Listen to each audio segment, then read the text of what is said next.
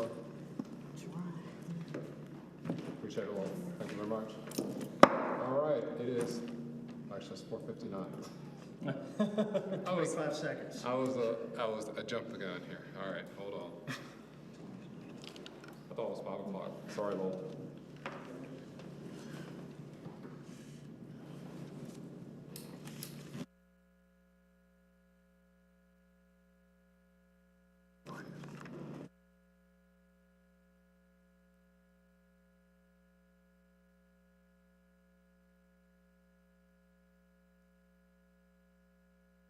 All right, we'll try this again. Ready, Lowell? Okay. Good afternoon. We'll call this meeting to order this July 1st, 2024. We're looking at possibly going into executive session. Do we have a motion to go into executive session to discuss, and let me read it verbatim, to receive legal advice regarding the South Carolina Freedom of Information Act, South Carolina Code Section 3470A2, and then would somebody like to make that motion? So moved. Second. Second. All right, discussion, comments? I'm a little curious that this is not what was published. Is that a concern? I will defer. May I approach? Yes, sir, you can.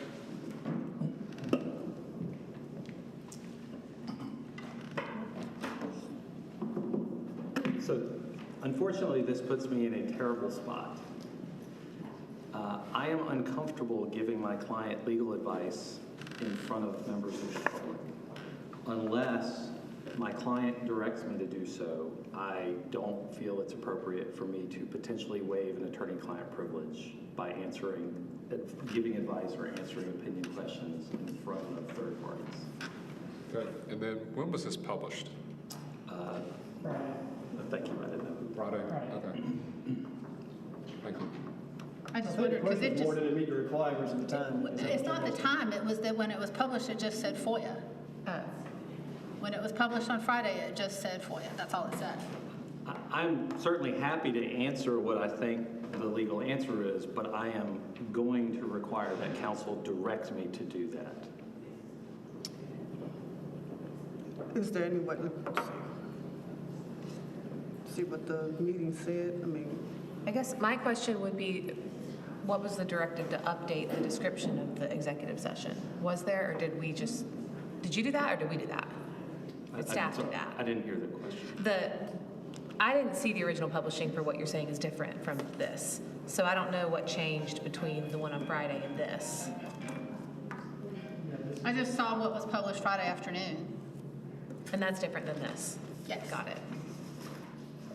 When you said I copied it Friday afternoon. I remember doing it, absolutely. And it's exactly what was read. That's exactly what, I mean, when it comes in, I always make a copy of it. And that was done Friday afternoon. And it's exactly what. Jeremiah, I'm going to look at you. I'm sorry. Yeah, this is. If I had some earlier version, then there was something else out Friday, then by all means outvote me. I'm just saying that that's what I saw. This was what we had posted. I can pull up and see if it has timestamps. So I guess the question for Michael, this is what was posted and this is what's presented. Is it appropriate to move in? And I'll ask that question. I guess you need everybody else to opine in on that. No, it is if it's this. My question was about the posting to the public on Friday. And I'm certainly happy to answer those questions in executive session. Yeah, this is pulled from a timestamp. It was June 28th. Okay, then maybe I had some other version. It hasn't been changed since. And what did it say on there? It just can you said- read exactly what's on the agenda right now? Yes. Yes, just making sure.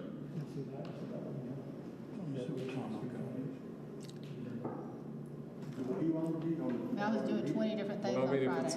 if it's exactly, okay. It's the same. What I just Okay, read. that was- Okay. yeah. Okay, we clearly communicated that. Okay. Yeah. Just want to make sure. Okay. Other comments, discussion? All right, all in favor, raise your right hand. Okay, all right.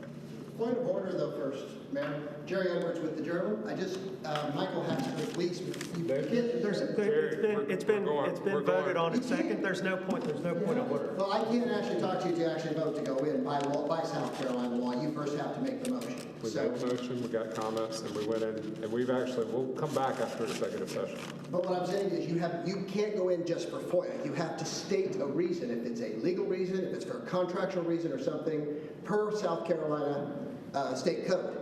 You can't just say we're going in to discuss FOIA. That's not an exception in the law. We actually described it in reference to section. legal advice. And legal advice. Up here it says to receive legal advice regarding the South Carolina Freedom of Information Act. That's already been stated in state law. You receive legal advice about another matter pertaining to it, but you have to state the matter that's pertaining to it. You can't say for the freedom, that's state law. You don't need legal advice for that.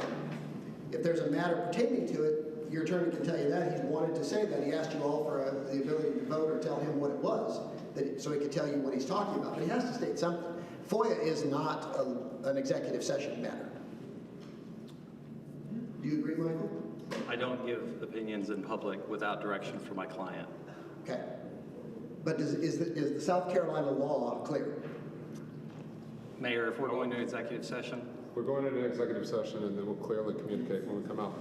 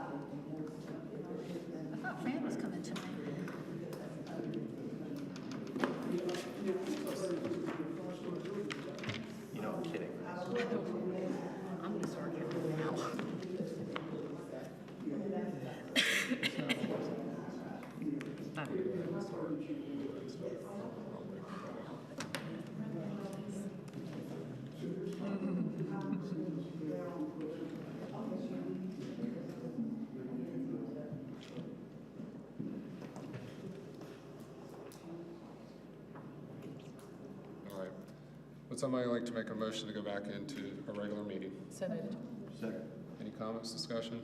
All in favor, raise your right hand. Thank you very much. We're coming out of executive session, and it has been discussed to possibly direct staff to bring a discussion item to our next city council meeting on July 15th to update our FOIA policy, Freedom of Information Act. So now we'll go into our public hearing. Would somebody like to make a motion? I make a motion that we instruct staff to draft a FOIA policy, an updated FOIA policy to discuss at our next regular meeting. Second. Sorry. Comments, discussion? All right, all in favor, raise your right hand. All right, thank you very much. Now we'll go into our regular public. We apologize for the almost 7-minute delay. We are here for our public hearing. I will read this verbatim. Just remember, attention, we have a 5-minute limit for each speaker during the public hearing. Speakers are limited to making sure we state what you're looking to share tonight, and written material may be submitted to the city council at any time. So that's part of City Code Section 24041. So thank you for the cooperations on that. Today, we are here for the public hearing on the proposed rezoning RZNE 000-277-2024 of a group of 6 parcels totaling approximately 23 acres situated near Highway 76 and Ligon Street from RM1 2-family residential district to RM4 multifamily residential district. Remember, as a reminder, we do have ADA listening devices to, if you need those, they're right there with Jeremiah. So we will turn this over to our regular public hearing, and I believe Jacob's going to come up and give us an update. Hello. This is about 23 acres that is currently zoned RM1. The proposal is to change it to an RM4 zoning designation. It consists of the Rose Hill Apartments, the Cedarwood Apartments that are along 76 and Ligon Street and borders up against to the Town Gardens. We're here tonight for the public hearing portion of the process, which is basically just the chance for the public to come out and speak to you about their concerns or questions. And then at a later date, we'll be back and forth discussion at the first reading. It's also encouraged that if the public has any questions for staff to come to approach us before the first reading of it to get any sort of clarification or information they'd like. Are we allowed to ask for a clarification when he's up? What is the major difference between RM3, 3.5, and 4 zonings? I guess the major differences are occupancy, density, and height. Okay. So RM 3.5 can go up to 65 feet tall, has pretty high density. There's RM 3.5 is a whole kind of different beast from RM3 and RM4. It's considered a kind of an environmental overlay district. You get bonuses both in density and height for doing different types of environmental practices. Okay, thank you. Thank you, Jacob. Any other questions? We'll open it up. Yes, ma'am. Please state your name, if you don't mind, for Jeremiah's purposes, right there to your left. Yes, thank you.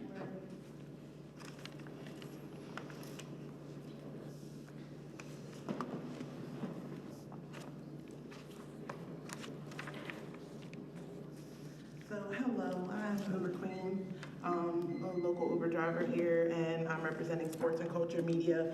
And I have some questions especially with you guys leading to discuss the FOA, the transparency of communication. Okay, so yeah, so this is the public hearing for the. Well, it does talk about, because weren't part of the emails that were not provided also part of this as well? No, this is a regular public hearing meeting that we scheduled at 5:30. So we can't ask about that at all? You can come back and public comment at a regular city council meeting. Yes, ma'am. Okay. Yes, ma'am.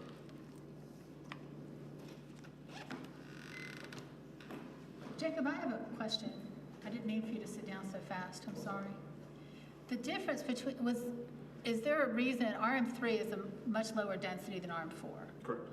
is there a reason that that is not satisfactory to go from R1 to 3 instead of all the way to 56 per acre? The only thought to that is that some of the units in the Rose Hill are 4-bedroom units. And it was to try to, one of the ideas was to bring this into full conformity. Across all 23 acres? Yes. Because we can't really cut it up into sections because of how it's kind of laid out there. You'd have, again, you have to have a certain amount of acres thing, so, I mean, theoretically could, but.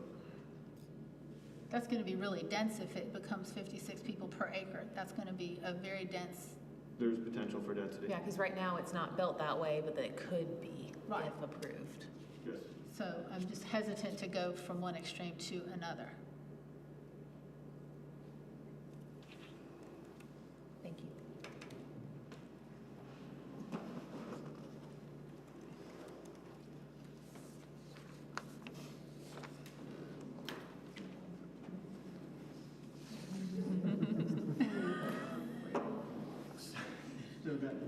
So, first of all, much Speak up and please don't. Francis. Is it John? Francis Anthony McGuire, 103 Rippleview Drive, Clemson. And it's way happier to be here than there, to tell you the truth. So I'm going to talk about this, and I already sent you all something longer, so I'm going to try to be a little shorter. But I think the key thing is to strip away everything about this request except the only thing. This is not related to building houses after they burn down. This is not related to developers having more land. You are being asked to increase the zoning from RM1 to RM4. Once you do that, this land is free for anything to happen the owners want to have happen. I did some math, and I think I'm right, Jacob, tell me if I'm wrong. That move, RM4, will result in 1,000 beds in that area.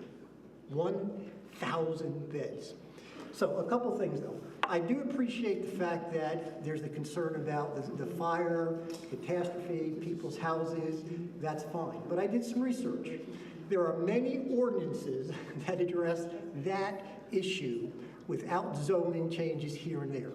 And those are ordinances that essentially say if there's a catastrophe and your property is destroyed within certain parameters, like a certain length of time, percentage, you may rebuild that property. So it's ludicrous to worry about each unit in the city and making a change when there's one global change that does that.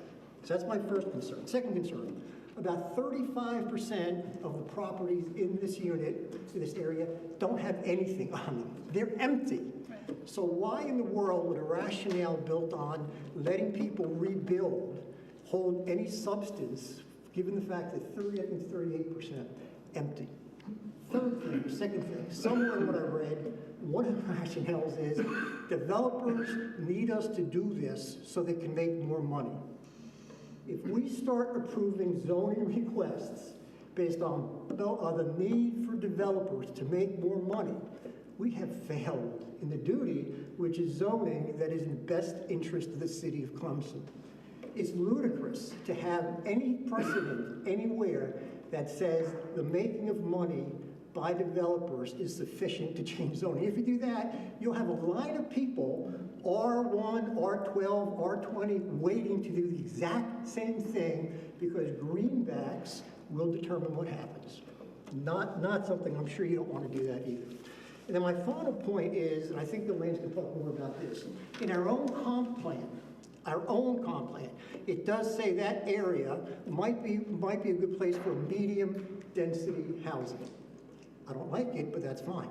RM4 in our documents is described as high density housing. So a rationale given for this by whoever presented it is fallacious because it's saying we need to follow the comp plan, and that's done by high density housing. That's not what the comp plan says. The comp plan does say maybe medium, maybe even high density, all right? And my fourth or fifth point is I'm curious where this request came from. When I was on the city council, most zoning requests came from residents and people who live here. I don't understand where this came from. So maybe Jacob or someone can clarify that. Was this homeowners? Was this people looking to buy? Was this a pressing need because something has happened? I don't know. So I'm opposed to this. Makes no sense for the residents. Makes no sense for the city. Establishes a precedence that will only get us deeper and deeper into decision-making based on what's best for a developer as opposed to what's best for a resident. Thank you. Thank you. I want to just, additionally, yes, I think you're right. No, you can go, sorry. You bring up a great point because we do have people who are actively submitting requests to rezone RM1 property already, which has happened on Cambridge Drive and will be discussed at the next Planning Commission meeting, taking low-density single-family homes and proposing to move them into medium to high density in other places. And so, and those are actual developers making those requests. So I think also in making this decision down the line, we need to consider other requests that are coming in and how this would layer on top of those and affect the city. So thank you, Fran.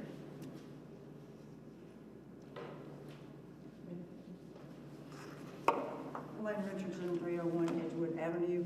Y'all know I worked pretty long time with the Planning Commission, and one of the things we did was the 5-year review with housing a couple of years ago, and one of the things that stuck out to me was this statement. There is very little in the way of, quote, middle housing defined by moderate density patio homes, townhomes, or multifamily that offer opportunities for affordable housing as well as diversity of housing choice to fit personal needs. If we take this to the most dense one, that's not addressing this issue. And what you know and I know, that once we pass an ordinance like that, and it's RM4, there's nothing that says these developers in line can't come in right now and change what they want to do, what they were telling Jacob about the lower density, and just turn around and make it high density. And I calculated it's 21 acres, and at 556 units per acre, and then 3 bedrooms per acre, or four bedrooms per acre, would result in 4,480 beds in that area. I'm not sure that's what we want to do. I think we've talked many times about wanting to do step-down zoning so that we start from the highest, we don't go from the least dense to the highest dense in one jump. And while it's not an R neighborhood, it is RM1, so we're going to the highest density that way. And if it's an issue about rebuilding, which is not, this ordinance says nothing about, or the proposal says nothing about, but Jacob talked about that, about being able to rebuild if those units were burned and destroyed. It says nothing about that in this, so it's not really answering, in my mind, the question that he was asking. And if it's an issue of density of 18 units for 3 RM3 to 56 units per RM4, then maybe we need to address the 18 and not take this to the highest density possible. I think we are, and then my last question was, overall, should we be concerned about financial feasibility over lower density? And I'm just concerned that we're making this high density and it will just end up with it being another high density housing stock. Thank you. Jacob, there's nothing between 3 and 4, clearly, right, but in density? I know, I'm sorry, make you get back up again, I'm sorry. Well, depending on how RM 3.5 is implemented, no. But, you know, you could theoretically, but that again can result in even higher density. So it's It's either 17 or 46. correct. Yeah, I think it's 18 and then 56. So there's a huge gap there between, you know, our density levels of RM3 and RM4. Because we all look at things like those quadruplexes and think that's a good solution for some of the medium range that Elaine's talking about, but we don't have any incentive for that, I guess. Correct. We don't even have, yeah, you're right. Could we create that? Is that part of the comp plan discussion? It would have to be enacted in zoning, but yes, at any point you can create that. To trying to answer Fran's question, how did this request come in? Can you remind me? This was pushed forward by staff. Pushed forward, that's what I thought.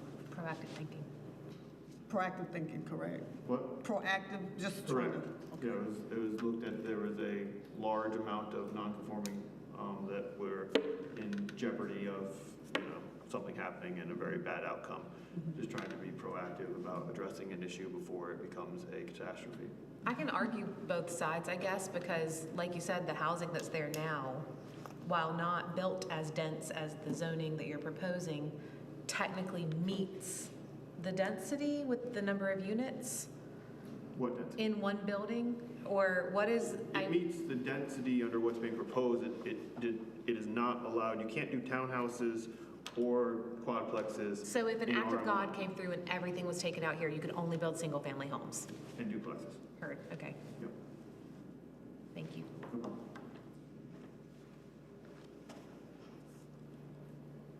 Other comments?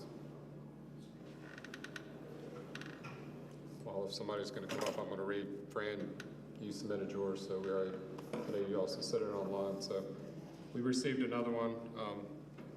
To City Council, I read that a public hearing will be held on the proposed rezoning of 6 parcels of land that total about 23 acres near Highway 76.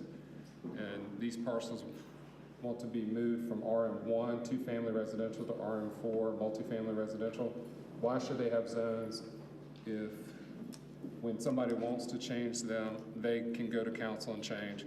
Do away with the zones if they are not going to be abide with them. For people buying property will know that they will have different housing by them. Sincerely, Eva Henry. And this was submitted, I believe, this weekend, if I'm not mistaken, Jeremiah? But July 1st, today, technically. Okay, thank you. Other comments?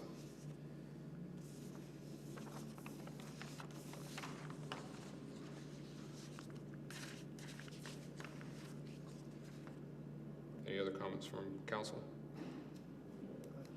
Jacob, I appreciate you being proactive with that. I'm not going to make you talk. I appreciate you being proactive and understand the problem. I do like Fran's suggestion that he had about a stopgap potential ordinance that would allow what's there to be built back if something were to happen. But the bigger point is we are in the middle of our new comp plan, and we should let the new comp plan and potential new land use map and all that go ahead and drive this. If we were 2 years away, 3 years away, something like that, I'd be more inclined to think like, yeah, let's think about this now. But I think if we're going to do something, I think we should think about something like what Fran suggested and let the comp plan guide any new zoning that might come out of that process. Well, I think it's a two-step process in that, and y'all may already be working on this some. I think it's the comp plan to guide the overall zoning, but the other issue was the act of God, as Leanne called it, tearing up somebody's home, not being able to build it back. And I think that's citywide. Correct me if I'm wrong, but there's other places in the city. I guess I am asking you to come up. I think there's other places in the city where that would happen as well if they got wiped out. So Correct, really there are many non-conforming. In fact, about a year and a half ago, staff did propose an ordinance as you were describing, and it died in planning commission. Now, there are some, I think we have to be thoughtful. We have some exceptions. Yeah, Fran suggested that it be citywide, but again, we've talked about the things where, there's non-conforming in R12 and R20 neighborhoods that have changed hands and those kind of things that, Well, I think, I just think it's a proposal that whether it be by fire, lightning, earthquake, tornado, but, obviously somebody can't buy 3 buildings and demo them or something like that. But I do think that, I don't know, does it have to sit on a planning commission longer if it died there, or can it come back? No, it's got enough time that it can come back. I'd like to see that kind of come back, maybe with the context of what happened then, and the context of what we're doing now with the zoning. This to public move it feedback, forward. these discussions, Yeah, that's no problem at all. We were Maybe happy that kind to of takes off the table what some of the concerns with this are in the immediacy. I agree with you, because I don't think we want, we don't want to start that habit of, this burned down, so now we can make it multifamily, high-density housing. Or vice versa, you can't build back what you had. Right. What you bought a month ago, and a tornado hit it, and now you can't build it back. Right, I don't want that, that's what I'm saying, yeah, absolutely. If something happens to your house, you should be able to build it back. Or an apartment complex that you have, Yeah, whatever it may be, whatever's not, So otherwise, we would We're go talking ahead 6 and bring that back. property owners here. We're talking 6 property owners here. No, this is well over 100. Wow, okay. it's like Cedarwood's like individually owned, as is Rosewood. Yeah, they're all individually All owned. of those property owners are aware of this conversation. Yes, every property owner and everyone within 200 feet have been notified of this application. Okay. Appreciate all the evidence. Thank you. We won't call you up again. Any other comments? Can I say something now? Yes, sir. This is the opportunity. Yes, sir. Yes,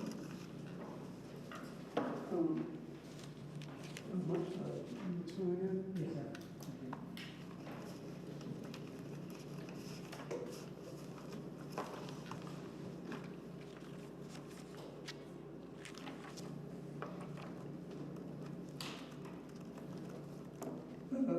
I don't know a whole lot about this issue, so I want to try to make this, from my point of view as a Clemson resident.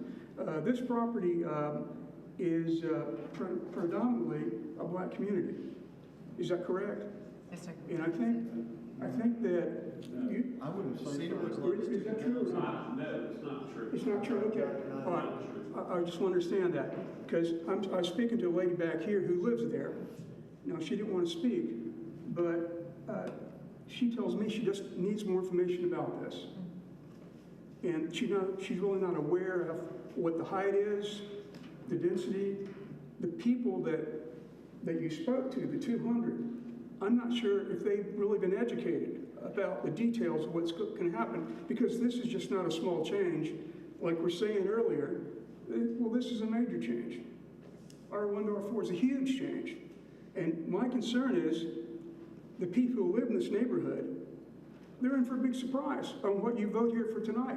They've got no idea what's going on, I'm afraid. So I will clarify one thing. We're not voting. This is a public hearing Oh, for the okay. opportunity to hear comments. Oh, thank you very So, much. yes, sir. Okay. I wanted to clarify that. Yes, sir. Yes, thank you. It potentially won't even end up on the agenda at all. Okay. Yeah, so this is just the forum to It's a receive forum to comments. receive- Normally, we don't even have as much interaction because we want the whole community to come out and speak. We want to be listening at this meeting. I'm glad to So, hear yes, that. sir. I'm glad to hear that. Okay, I just want to clarify. So I guess my point is the fact that when this does happen, or get close to this, education of the community of people that live there, it's very important. It's very important.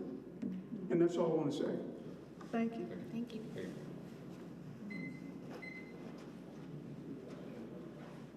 Any other comments? Not. All right, we will close out this public hearing. It is 6 o'clock. We put on the agenda that we would start no earlier than 6 o'clock, but we will give it a 10-minute break. So we'll start at 6:10. So at this time, we'll adjourn from our public hearing. Thank you very much. And we'll start reconvene at 6:10.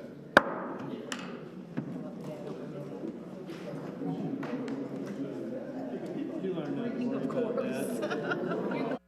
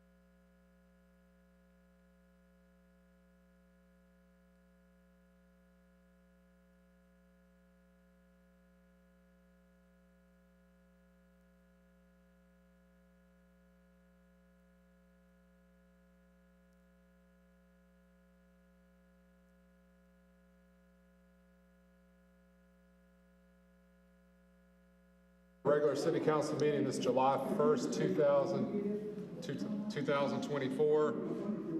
The first thing I just wanted to let you know, if you'll notice on the agenda, you'll notice under reports and discussion, receive a report on the status of the Black Heritage Trail and the proposed location for the city's portion of the trail. That has been postponed to our 1st of August meeting. So just FYI, if you're here for that, just want to make sure you knew that up front, that we are postponing reports discussion item A.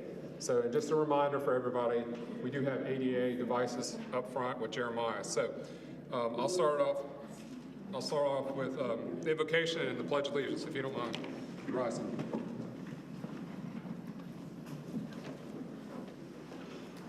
You're welcome to join me in prayer. Thank you for allowing us to come together tonight to discuss our community needs and working together for the betterment of our city.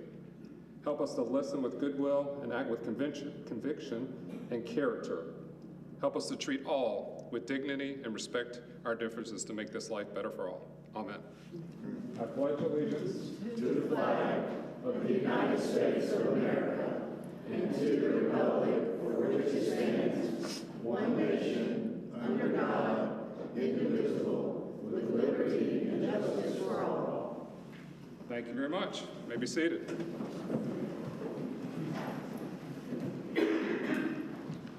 So our first item is recognition is to receive a grant award from Duke Energy Foundation. I believe Mr. Acker is going to come on up, Trent, and you get the opportunity to share some feedback. Oh, well, thanks you. Yes, I know you have a busy agenda and I won't take any time, so thank you, Mr. Mayor. Thank you for council. For the last several years, Duke Energy Foundation has supported our partners in counties, cities, and other organizations in emergency preparedness through grants. This year, $500,000 in South Carolina, of which $19,000 is coming to the city of Clemson to support traffic management and emergency signage associated with power loss or other challenges that might come up in the city. So it's my honor today to present to the city of Clemson a $19,000 grant in support of the purchase of that equipment. Thank you. Okay, if you take a picture Oh, please. Okay. Please. I heard please. It's only your 40th of the. That's right. I've got my smile there.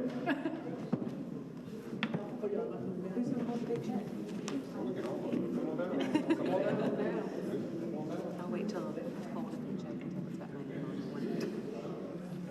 on it. Just my good side. Let me journal you. We have a recorder here, right? Hold the check. Yeah, hold the check. Yeah, we'll kind of hold it. We're trying to do the picture count. Can you? Picture of Rose between storms, isn't it? There we go. the camera can't see you. Cool. Good. Thank you all very much.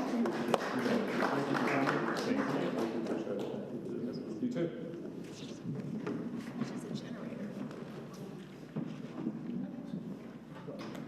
While you're taking your seats, I'll add that that grant is going to allow us to purchase a message sign that we can use during emergency situations as well as other situations. But because it offset other things, we're still working on putting battery backups for the intersections of 123 and 133 and 76 and 123. So if power goes out, the lights will continue to operate.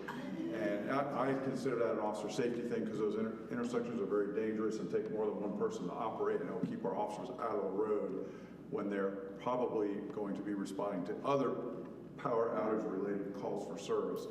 So that helps offset those other costs so we can basically kill two birds with one stone, for lack of a better description. Chief, how much is one of those generators? Message board signs are right around the one we were looking at, which is kind of the medium size between the one that you see that we have and the ones that you see out on the highway, are about $22,000. Okay. So the bigger ones are more expensive, but Not the kind of thing I've shopped for, so I no. thought And the ones you see on campus, they rent those during football season, so they don't own them. They're very expensive.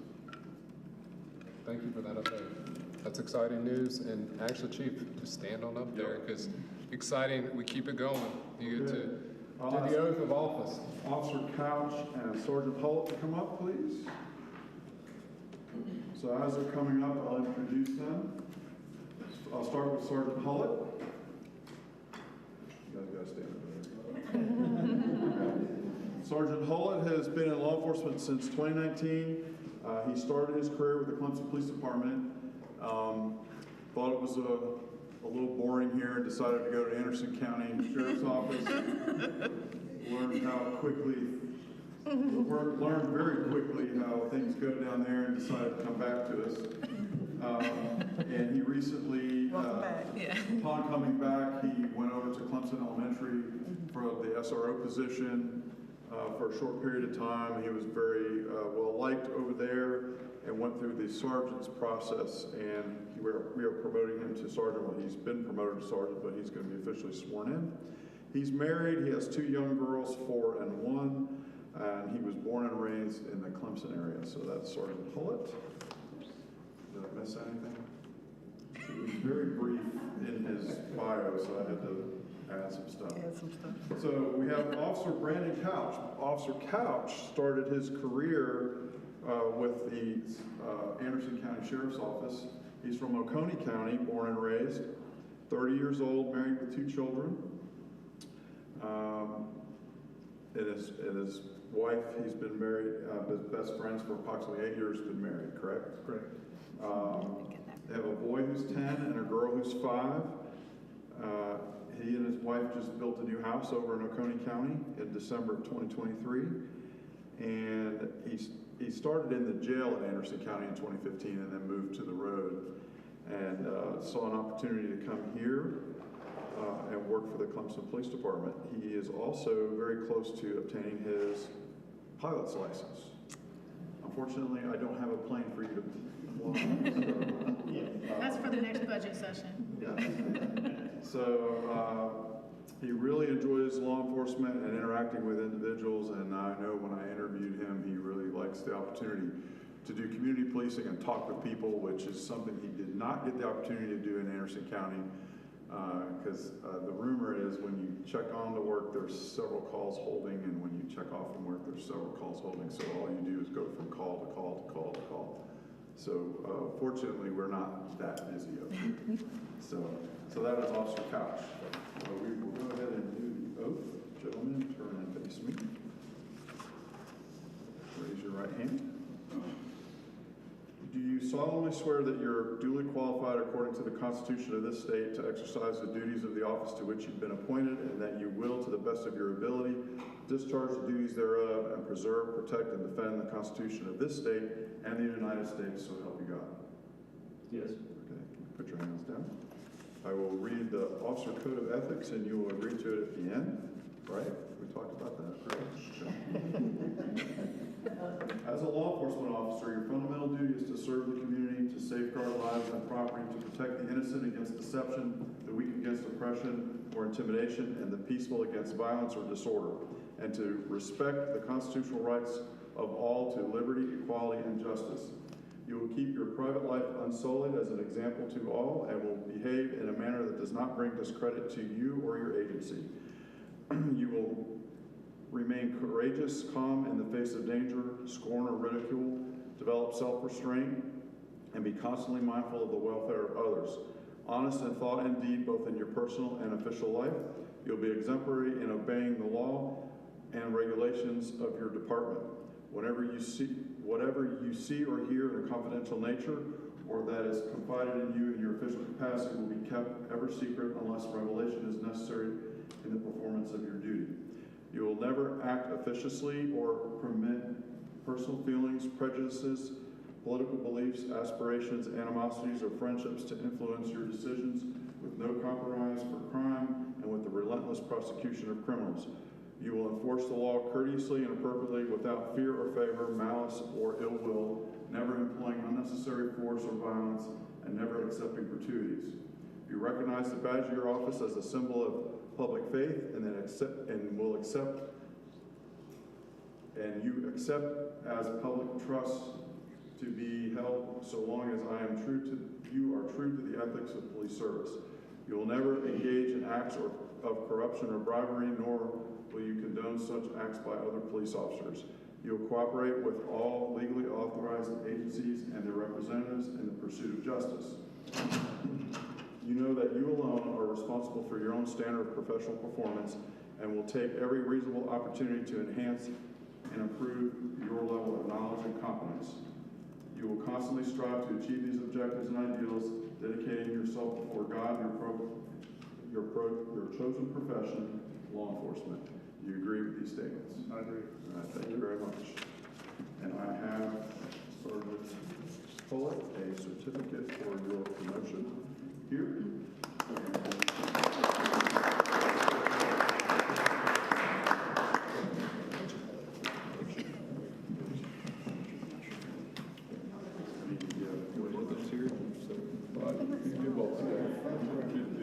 Get it out of the way. Good job, guys. So you stand. First meeting in the club, we always wear blue. Congratulations. There's color codes every meeting. Congratulations.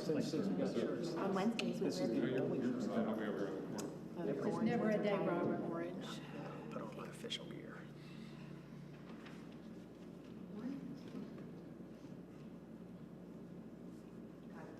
Never mind. That's awesome. Good to see you. It's great to see you. I saw you in school many times. Congratulations,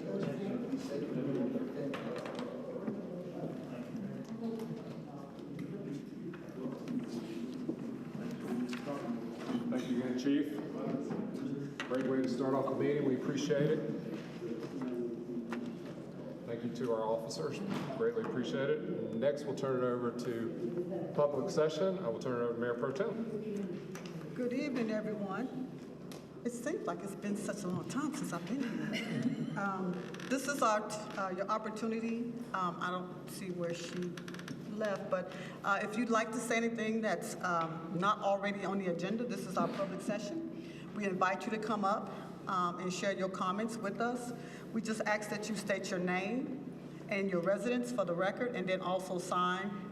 Jeremiah has the sign-in sheet on his desk, and we'd love to hear from you. We ask that you keep it to 3 minutes, as I stated earlier, and we want to just try to keep it open as long as we can, no more than 30 minutes though, or less if we don't have any public comments. But this is your opportunity, so love to hear from you. All right.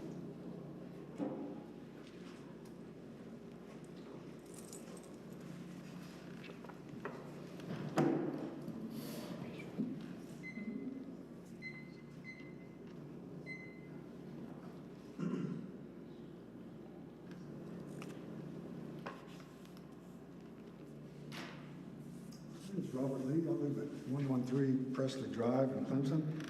And I've been doing some of the phone here. It's supposed to be there. It's recorded. Yeah. About different ways of what the government is authorized to do or has legitimacy to do. And I thought about this, and what I simplified just a preliminary thing about, I call this a fiction company, the identity representation company. Because what a company does is, what a government does, it represents its constituents, all of its constituents. So I compared this to a simple company, and I called shares in the city, shares in the company, to compare them. So two versions. One version is limited to, I have my government ID, and that's what I get representation for. I get representation for being one person. But this other company doesn't have protections and no regulation. And it says anybody can identify up into as many identities as they want and as many combinations of identities as they want. And they get equal representation for all those identities. So I relate that to this, several different things I tied together. This one was an old lawsuit that this brought to mind. It was called DeGraff and Reed versus General Motors. And what someone tried to do in that lawsuit was say, well, I get damages for being two different things. I get damages for this identity and this identity and this identity instead of just one person. So, and the judge said, MPPC, I called it, well, if I do that, then what I have is this a number limited by mathematical permutations and combinations. So that number is just very huge. So what happens in the end, to make a long story short, to try to, a person's, when everyone else identifies with many different ways, it dilutes the value of every share. So I compare this to, I don't know if you can all read this and make a bigger one, but a return on tax paid is decreased by a month. So for shareholder one who just keeps his one ID, his value stays the same, but for if the 2 through 100 say, well, they want 9 different identities each, that increases to a very large number. So in the end, what happens is for every one that's not just the initial person, you get representation without taxation.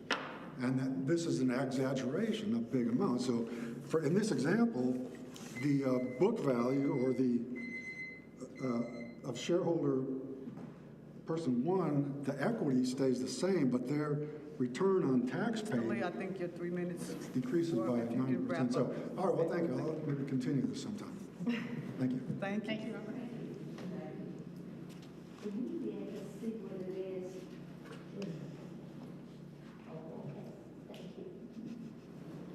Are there any other comments?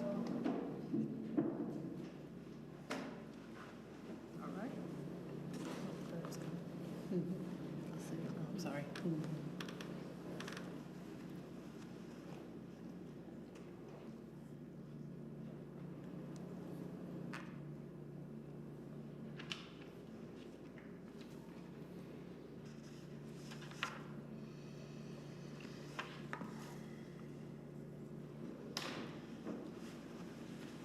My name is Herb Tyler, 143 Folger Street. I wanted to come here tonight to recognize some of the events that have been going on in our city. First and foremost, for those of you who did not get to attend the Juneteenth presentation at the Clemson Area African American Museum, you missed it. It was incredible. It was well done. It was well thought out. It was amazing. It was a great learning experience. And after the mayor from Pickens came in, I've been to church. So I just wanted to tell you it was amazing. So I would encourage everybody that the work you're doing with that is amazing, and more people need to understand and participate because we can all learn something. The second thing that I wanted to bring recognition to, and I just happened to be around the day that this happened, is how quickly the city responded to the Chapman Bridge Road information. It was incredible. The history of Chapman Bridge Road, in 2008 is when the city took it. 2016, there was no structural problems, no weight limits because it wasn't required. 2019, there were no deficiencies noted. 2022, 2 pilings started to show signs, repair recommendation. That was done, and that's when weights were added in 2022. Prior to receiving the 2024 inspection report, which our city and which our administrator and council and all of you guys who take care of our city had already hired somebody to look at this, but they asked DOT to speed it up. And the day that this happened, they sped it up so quick they didn't tell the city. They posted it on that day.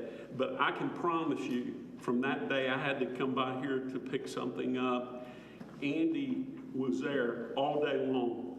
Fire chief, paramedics, everybody from sanitation.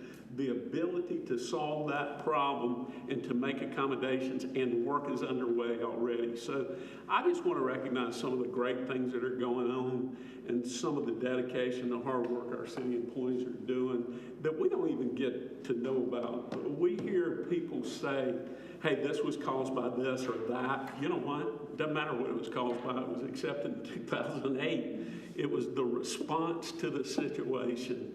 And I just want to commend you guys in our city for how they responded to that. Thank you.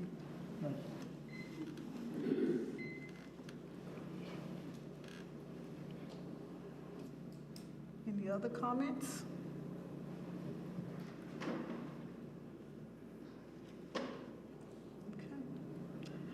We don't have any that was submitted, so I will turn it back over to you and close public session at this time. Thank you all. All right. So the next possible item is the approval of minutes from June 17th, 2024. Would somebody like to make a motion?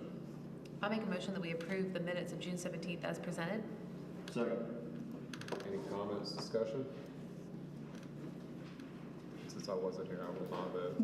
So, all in favor, please raise your hand. All right. Thank you very much, Ken. Heard about our city attorney. Since I wasn't here, I'm not voting. Understood. Yes, sir.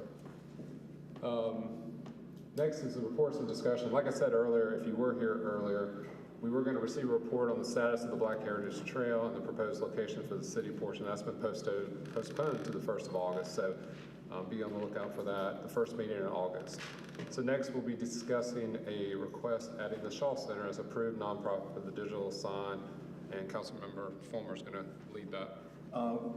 Making this request primarily for an event that the Shaw Center is going to sponsor in July 12th at 4 o'clock in the afternoon. There will be the dedication of the, I won't call it the Unity fence, maybe that's not the right, maybe call it other things, but it's the fence that was erected in Rotary Park. And so that dedication is going to take place that afternoon at 4 o'clock. And that was the primary reason to ask permission to be put on this board. Shaw Center doesn't do many things that, we're looking for that kind of advertisement. I think the only other thing that probably would fit from time to time would be the Wills clinics that we do. But I mean, again, that's the primary reason for the request, is to do that. Questions, comments? When did you want the first use? July the 12th. The reason I asked is because it's on as a discussion item, so we won't vote on that until after the July the 12th meeting, which I have no problem with it going on there. I'm just, Can't we just make? I mean, I have no problem with it. Can we not just do this? I believe so, unless the attorney disagrees. I think you can go ahead and vote on it. Make a motion to vote, yeah. Let's get a lot of head nods. That's great. Again, July Everybody 12th. comes, I just kind of wanted to make sure we're. Again, July 12th at Rotary Park at 4 o'clock. And I hope it's not terribly hot. Okay. I like your thinking. All right. Any comments, any discussion, questions? Would somebody like to make a motion? I make a motion that we go ahead and add the Shaw Center as an approved nonprofit for the digital sign and Flag Plaza at City Hall. Second. Any comments? If not, all in favor, raise your hand. We need to. Oh, yeah. If we're gonna vote on something, we need. Yeah, I'll make sure, yeah, I think, make sure, yeah. I'm sorry. Make a vote to add it to the agenda as a. It's already on the Action, agenda. okay. It's all right. So if there are any comments from the public? Okay, thank you. Thank you. All right. No other comments from City Council. All in favor, raise your right hand.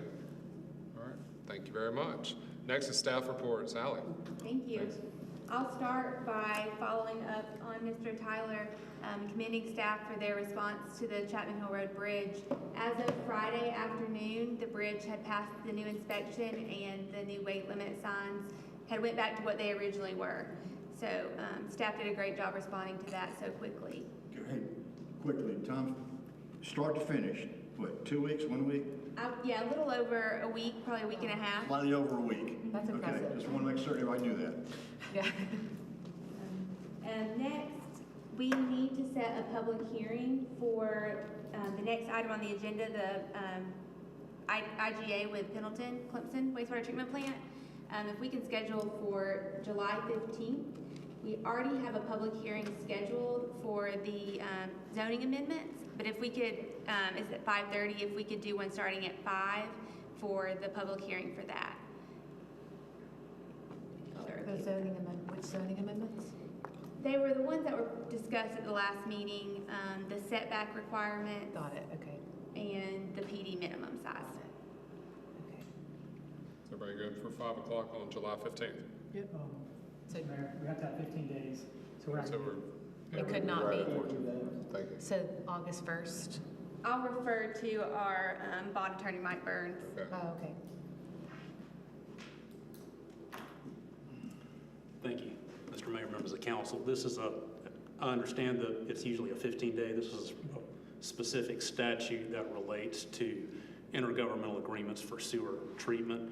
It requires at least 7 days notice of the public hearing to be run, and then second reading of the ordinance has to happen no sooner than 7 days after that. So I'll be glad to provide the statutory reference for you, but we should be good as long as we can get the notice published by this coming Monday, which we should be able to, then the public hearing can proceed.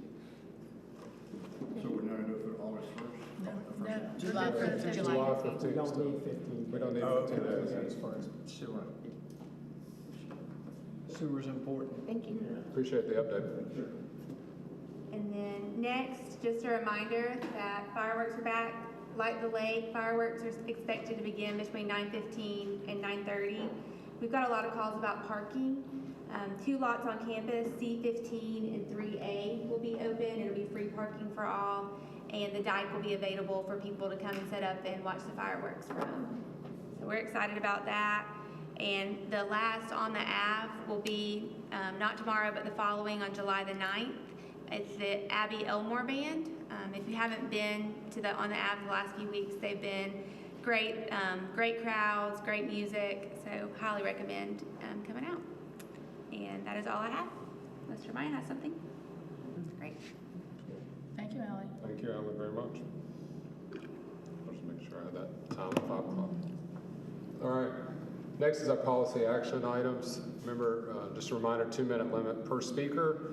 The first is to consider a first reading of ordinance authorizing the execution and delivery of intergovernmental wastewater capacity and service agreement and project management agreement for the Pendleton Clemson wastewater treatment plant expansion. And Ally, you're going to keep on. And I will defer to Benji. Okay. All right, Benji. We've been thinking about you. Yes, sir. Thank you. Sir. Appreciate it. We have Mike Burns, our bond attorney here, and he is here to answer any questions you may have about the intergovernmental agreement. It's the agreement that will be required for us to go ahead and execute our agreement with Anderson County and the town of Pendleton to be able to get the financing and everything is straight for the wastewater treatment plant expansion. So, introduce Mr. Burns here. Questions for either one? Yeah, well, just making sure. Questions from the public?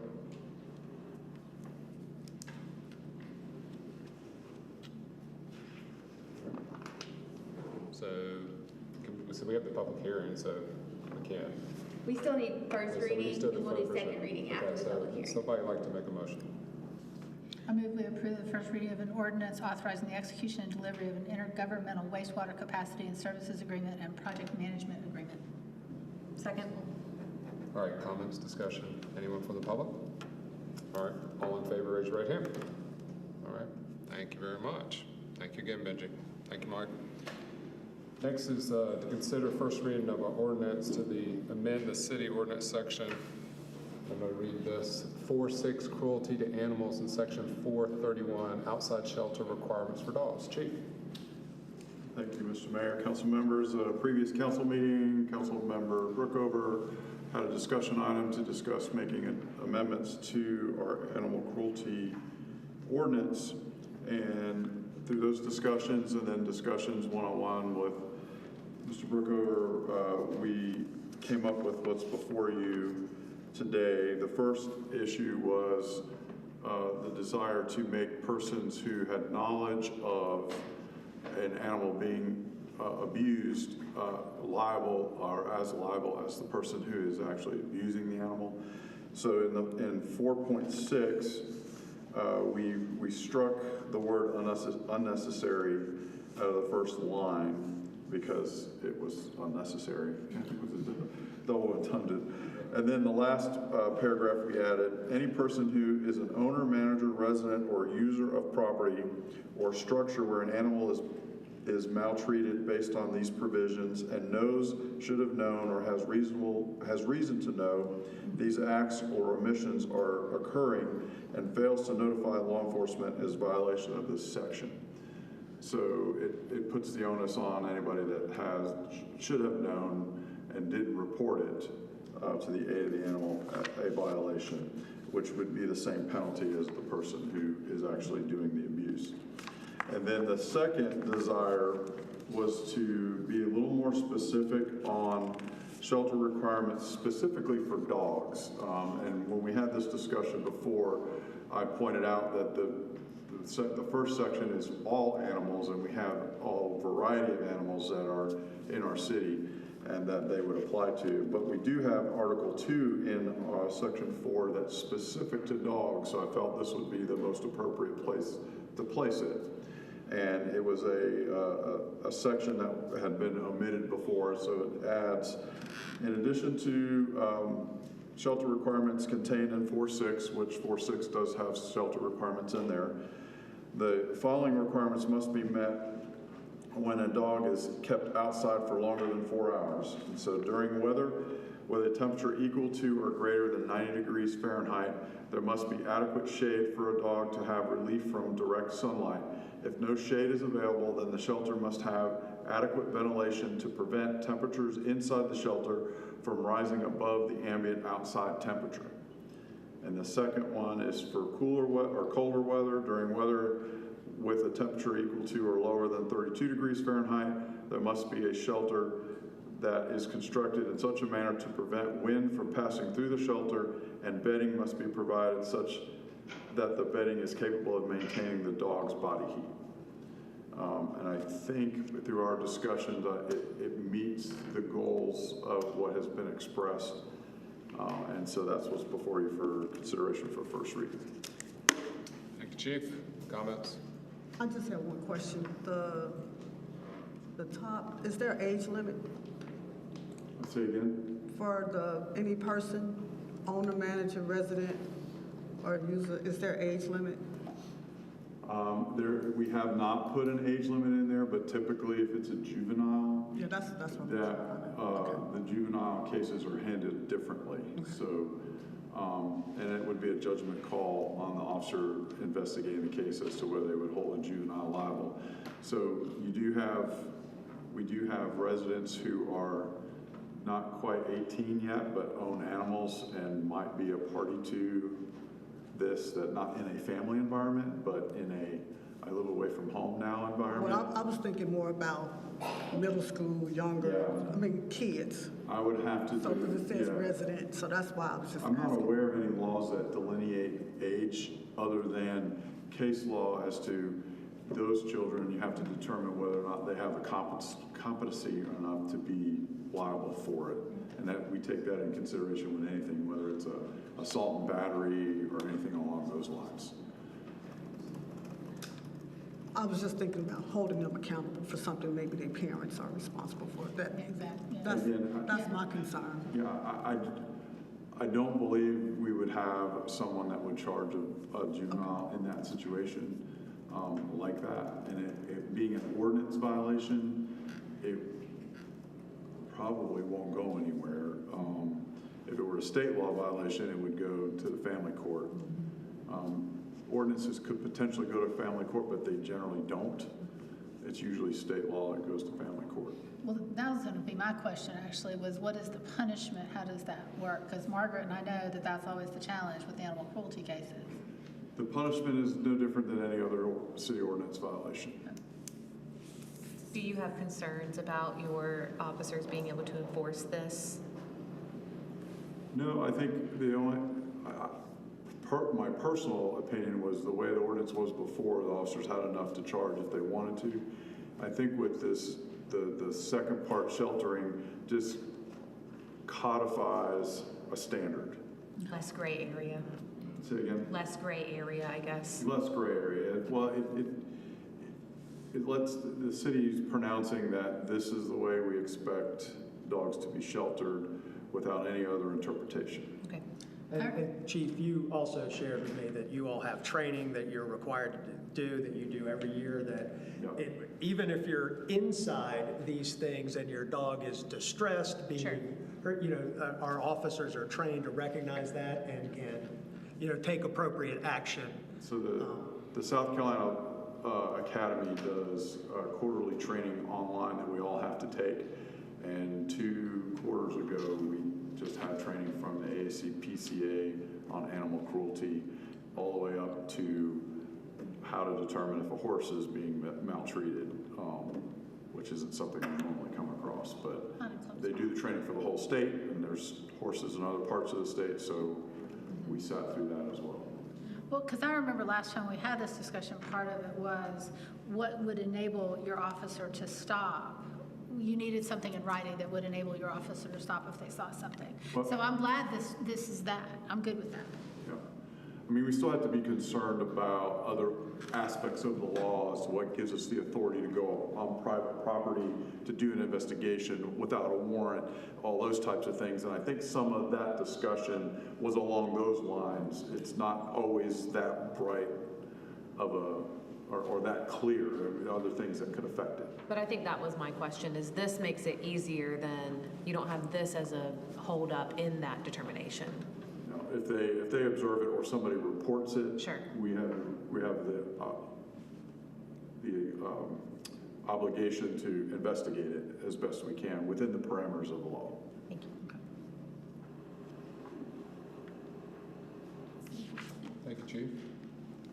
Comments from the public?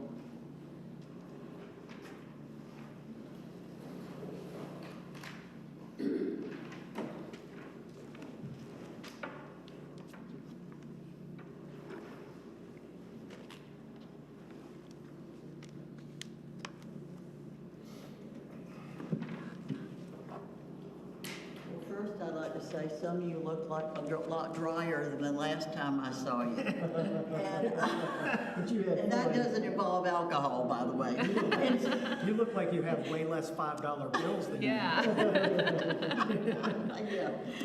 I really appreciate you considering this, and I just wanted to make some comments, a couple of comments. In no way, I know this was a point last time this came up when we discussed it. Is this targeting any group or sector of the community? Because if we said that, the case could be made that DUI limits, speed limits, noise limits are the same thing. We're just putting some parameters on this with the temperatures.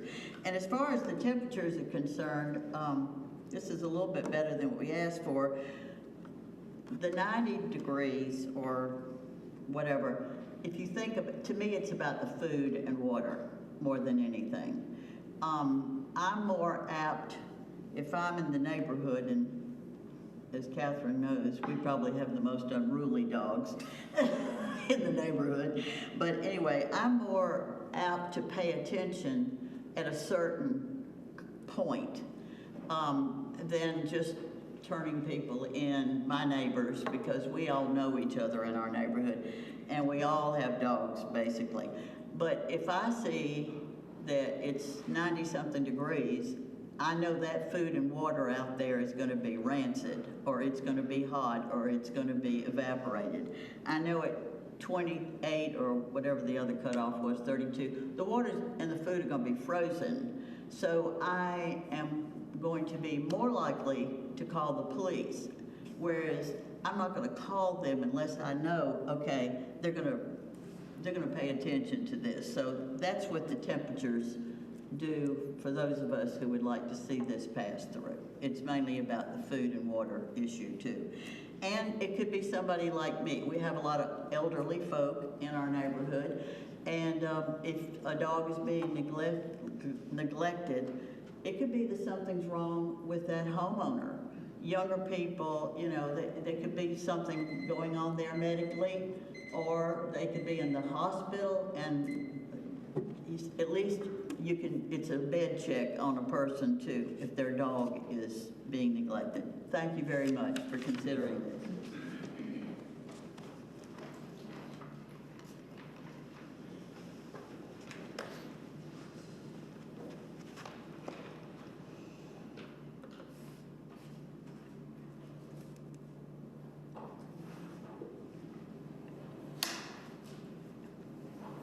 I call this progress. It's better than what it was, and I thank you. Mr. Brookover, thank you for coming to Clemson Paul Partners and see what we do in the community and how we try to help the community and everything. And that's what we're here for. We don't want to be heavy-handed with this ordinance. Chief Campos, thanks for your good work on that. But one question I do have, and maybe the chief can clear it up. If it's a place where they're not shaded, it's 90 degrees, and do they bring the dog inside, or what do they do? I mean, if there's that proper shading and stuff, just the little things like that. I think it says that it has to be properly ventilated so that the ambient temperature in the shelter that they're required to have does not get higher than the... And I'll tell you right now, I think this is good because what this is going to do, if y'all decide to pass it, it's going to set precedent where we can do this in the rest of the Pickens County. Where they're selling these animals out here at these jockey lots going home with parvo. I mean, it's a start somewhere, and then we can approach other municipalities to do the same. Because like it or not, these animals are a part of our community, part of our homes and everything like that, and that's who. And on our end with Clemson Paul Partners, if you have a situation, we can get them a baby pool, as hot as it is and everything, get them more water or reach out to us or something, instead of fining them or putting them in jail or whatever it is. Let us work, with y'all. But I'm gonna tell you something, this is a good start, and I'm glad it started here in Clemson. That makes me proud. Thank y'all. Thank you, Marjorie.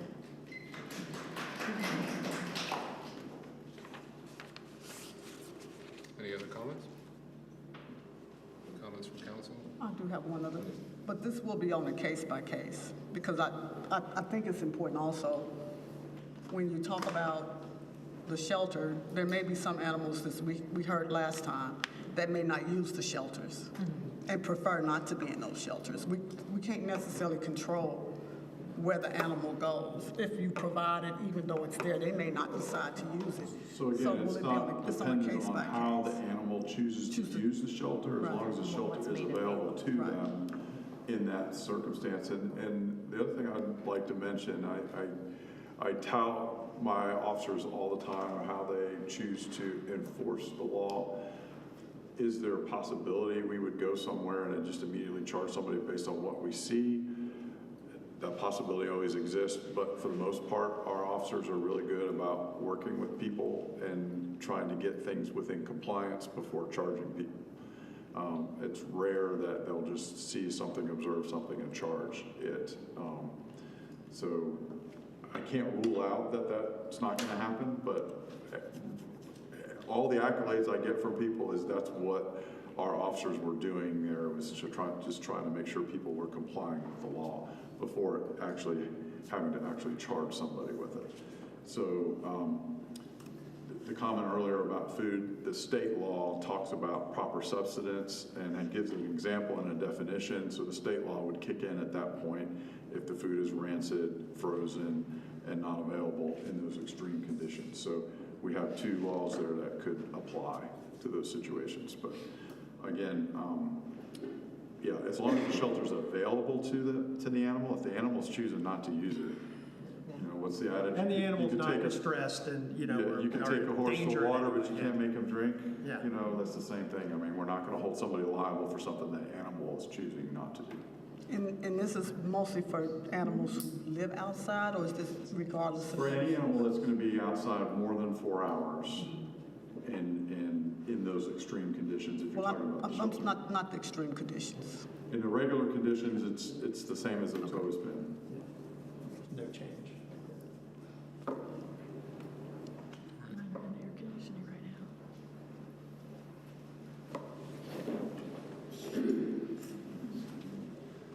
Robert Lee, 113 Presley Drive. Something just came to mind as I was listening to all these things, and I've had, over the 20 years I've lived in this, where I've lived, I've had many, many dog issues that police have resolved very well. But what I thought of as kind of a combination of things, I don't know how frequent these calls are now, I don't know how serious they are, but I had suggested in a previous meeting about this animal licensing, and that's probably too much administrative and paperwork, a lot of things, but something in between the two things that just occurred to me was that, like, there's a party registration kind of thing. So what if people registered their dogs, and this is just off the top of my head, I didn't think this through at all, but if people register their dogs with police and they get a complaint, say, well, maybe can the police call them first and say, look, we gotta, like they would do with a party. I think when parties register, the police can maybe not go out there if they can. So maybe there's something in between. I have no idea the details of how that would work out, but that's a possibility for. Well, I'll just clarify one thing. When a party's registered, we do still go out there. There's still issues. They register it up front proactively to let us know, but there's still, if they're breaking the rules within our city ordinance, we still go out there. So there's some, I just thought that was maybe some way to help with this, but maybe not. Bad idea. Thank still, yeah, you're just letting us know up front. Thank you. Yeah.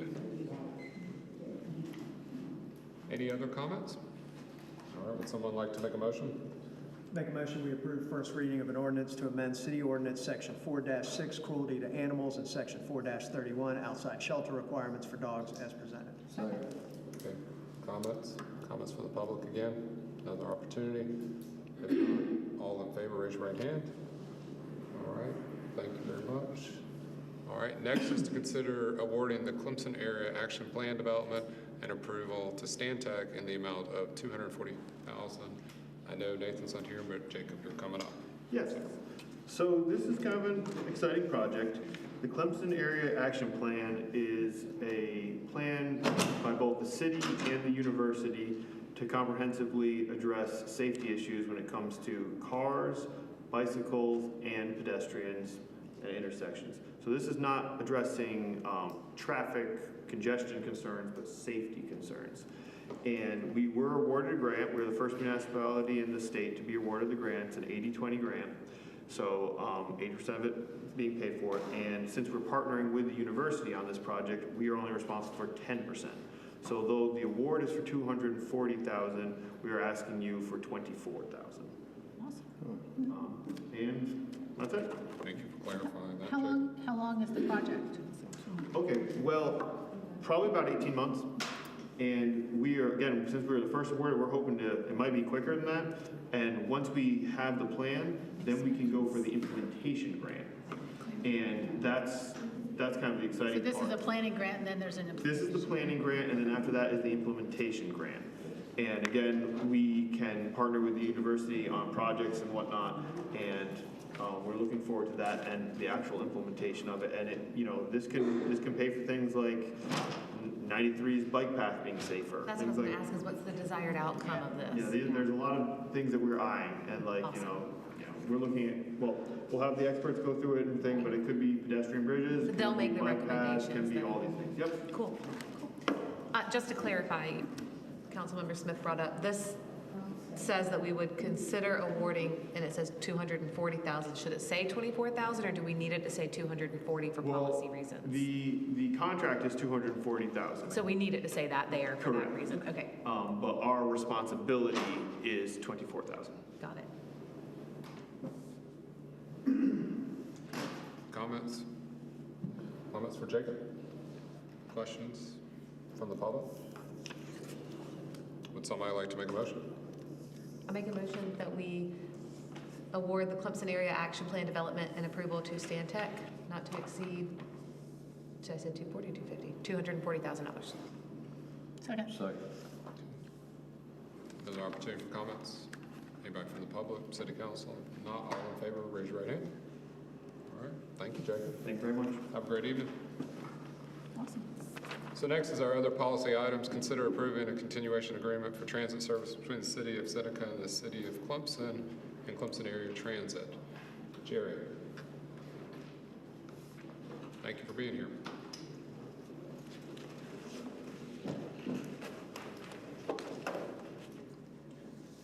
Good evening.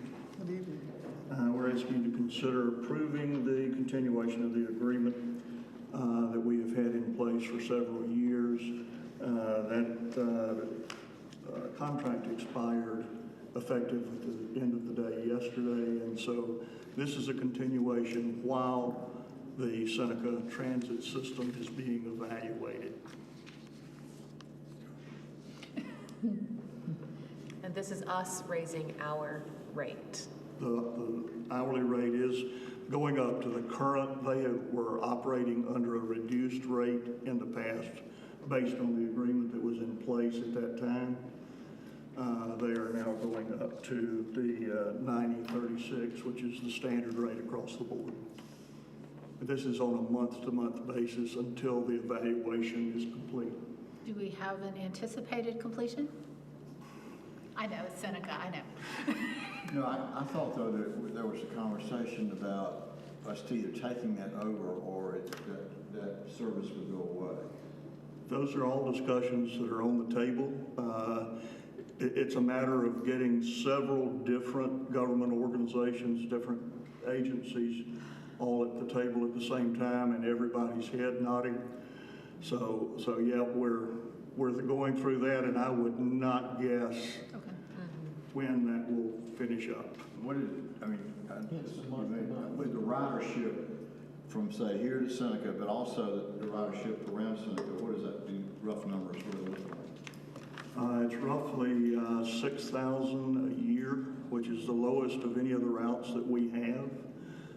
And the cost of this is borne by Seneca, and so it is their decision, but there are also entities that come into play that they have to address as well. And so we are continuing until we get a different word at this point. Other questions, comments for Jared from the public? Because I assume their ridership has increased as well. I'm sorry? I assume Seneca's ridership has increased as well.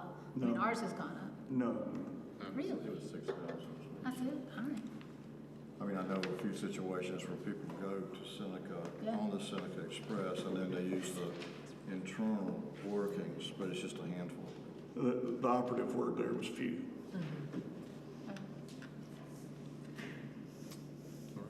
Other comments, questions? Public? All right, thank you, Jerry. Well, would somebody like to make a motion? Hang around. Please. I make a motion that we approve the continuation agreement for transit services between the City of Seneca and the City of Clemson and Clemson Area Transit. Second. Comments? Just Yes. because they are requesting it from us, and I think that we should do that, just to clarify. Understood. Thank you. Any other comments? All right, all in favor, raise your right hand. All right, thank you, Jerry. Have a great evening. Thank you. All right, next, Mayor, Council reports, comments, new business. I'll just start off very quickly. If you didn't see over the weekend, congratulations to Davis Walsh on her crown this weekend to represent the Clemson family as Miss South Carolina, so just FYI. And then also, I know this will be going out over the next couple of weeks, but if you get a chance, please look at our mid-year report. There's been a lot of great things, wonderful things, a lot of hard work within the city team of a lot of things that have happened over the last 6 months. It'll be going out over the next couple of weeks over social media, so please, but if you need it, we all have it too, and a recap on a 2-page PDF, but it fills those pages, and I want to commend Allie, Sarah, and Natalie. I believe all three were pretty instrumental in putting that together, so thank you very much, and I know it's a true team effort, so. Other comments? This weekend is the Red Hill Reunion Fun Day. If you haven't been able to attend, it's at Red Hill, and it's going to be Friday, starting at 6 to 9. They're going to have a band and vendors at that event, and then on Saturday is actually the special event, free food, public's invited. So I would invite anyone who's interested to come out, enjoy, just have a really good time. But that starts at 2, from 2 to 9. It may be warm. I don't know if it's going to rain, but bring your hat, your tent, There's whatever. some shade trees, There's some and we shade trees have out there. also the Dalston improvement. Then we Dalston got Park the improvement. Yeah, improvement shelter. out there, so I don't know, there'll be a bunch of people sitting under there, so I don't know if everybody's gonna fit, so bring your own tent. That's all I have.